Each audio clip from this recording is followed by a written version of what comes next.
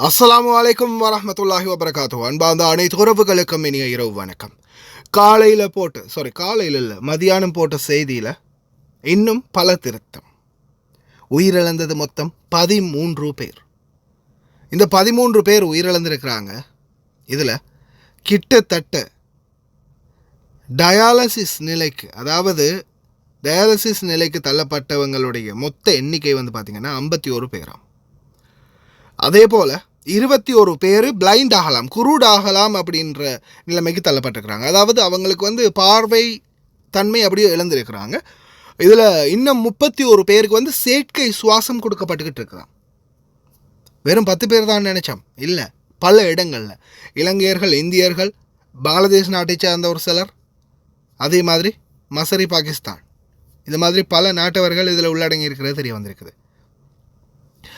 13 பேர் இது வரைக்கும் இறந்திருக்கிறாங்க. மொத்தம் 63 case since Saturday health ministry is handled. அதாவது சுகாதார அமைச்சகம் ஹேண்டில் பண்ணின கேஸ் மொத்தம் எத்தனை? 63 கேஸ். போன சனிக்கிழமை, இன்றைக்கி என்ன கிழமை? புதன்கிழமை. நாளைக்கு வியாழன். நாளைக்கு ராவைக்கு போங்க, போய் இன்னும் முட்டியாக வாங்கி குடிங்க. வெள்ளிக்கிழமை நல்லா குடிங்க, சனிக்கிழமை செத்து போங்க. அவ்வளோதான் சொல்ல இருக்குது மக்களே. இதோ அடுத்த பரபரப்பான செய்தியை வெளியிட்டது அல்ராய் செய்தியும் வெளியிட்டிருக்காங்க, அல் ஹபாஸ் செய்தியும் வெளியிட்டிருக்கிறாங்க. நான் காலையில் மதியானம் போட்ட செய்தியோடைய சில வாய்ஸ் கட்டும் இதில் அட்டாச் பண்ணியிருக்கேன். ஏன்னா அதில் சொன்னதை தான் இதுலேயும் சொல்லணும். குடும்பங்களுக்கு நல்ல மகிழ்ச்சியையும் மரியாதையும் வாங்கி கொடுத்துருக்குறீங்க. அந்த கதைகள் இருக்குது, அது தேவையானவங்க பாருங்கள். இதுதான் நிலைமை. இப்போதைக்கு இறந்தவங்களுடைய எண்ணிக்கை அதிகரித்து இருக்குது. இறந்தவர்களுக்கு ஆழ்ந்த இரங்கல்கள்.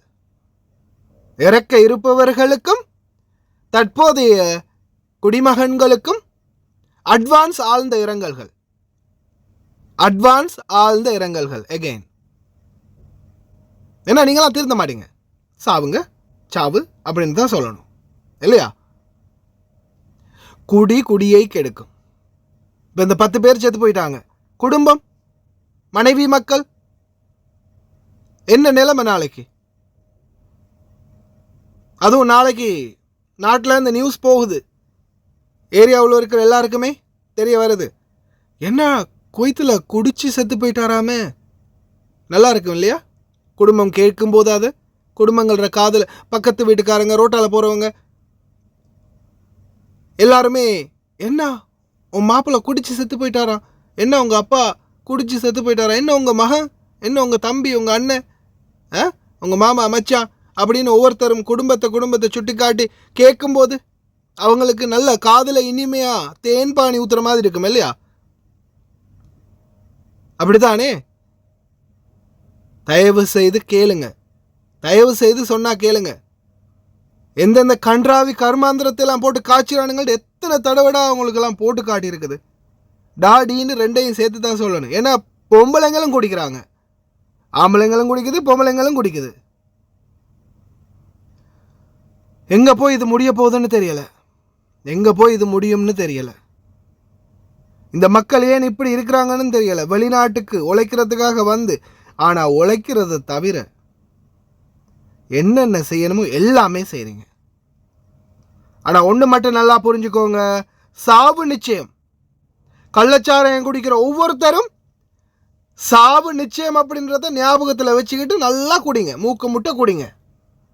விஷமான பிறகு செத்து போங்க, அவ்வளோதான் சொல்ல முடியும். அது மட்டும் இல்லாமல் இப்போ எனக்கு ரீசெண்டாக ஒரு வீடியோ ஒரு சகோதரர் ஷேர் பண்ணியிருந்தார்.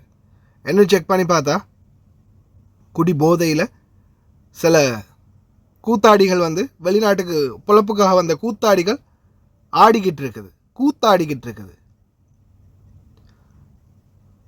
அதில் 100% சொல்கிறாங்க குவைத்துகள், அரபிக்காரங்க தான் பார்க்குறாங்க. அந்த வீடியோவை பாருங்கள், அவங்க திட்டுறாங்க, போலீஸுக்கு கால் பண்ணுவோம், இவங்களை பற்றி சைபர் கிரைமுக்கு இன்ஃபார்ம் பண்ணுங்கள் அப்படின்னுலாம் சொல்கிறாங்க. அப்படின்னு சொல்லிக்கிட்டே இருக்கிறாங்க. அதில் நிறைய பேர் சொல்லி வேலையில் எவ்வளோ ஜெனுவினாக நடந்துக்கிறாங்க. குடிச்சிக்கிட்டு செத்துப்போங்க, வேறு என்னத்தை சொல்ல இருக்குது. ஆழ்ந்த இரங்கல்கள் இறந்தவர்களுக்கு, இறக்க போகிறவர்களுக்கும் என்னுடைய